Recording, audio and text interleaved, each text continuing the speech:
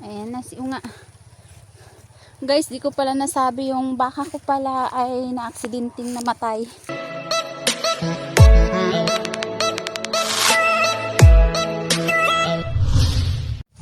For today's ganap guys, kasama natin si Leslie May. Maulan ng panahon. Medyo maambon-ambon. Papunta tayo doon sa taas. Magpapastol tayo sa baka ni Mama. Ayun oh. Medyo maano na yung daan namin guys. Yung madamo na oh. Nung nakaraan kasi ano na to eh. Deads na tong mga damo na to. Tapos yung mga tubo, maano naman, malusog ulit. Malusog na ulit yung mga pananim dito sa amin banda. Yan. Si Leslie, sama natin. May bata. Yan. Malusog na yung mga pananim. Dahil tag-ulan na. Tag-ulan na naman.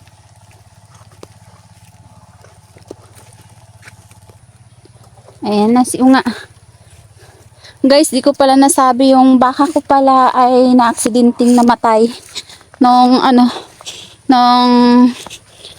closing ni Mateo.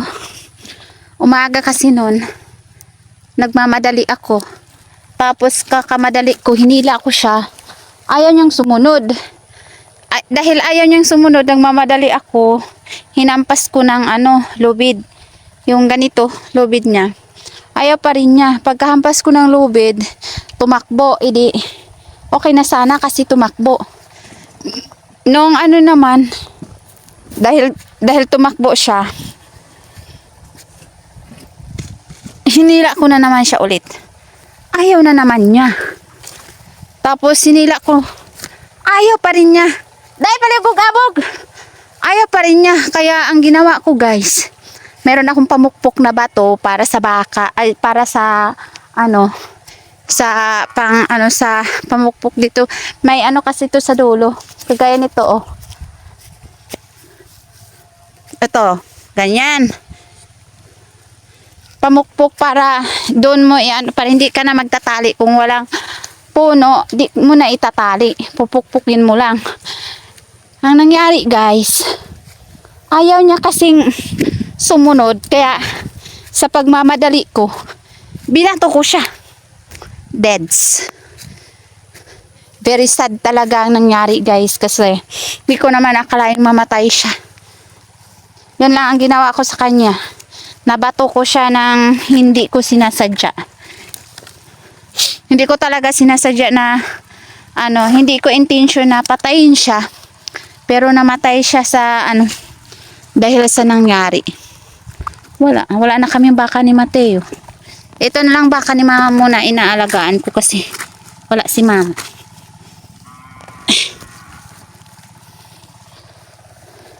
Ito na yung namin.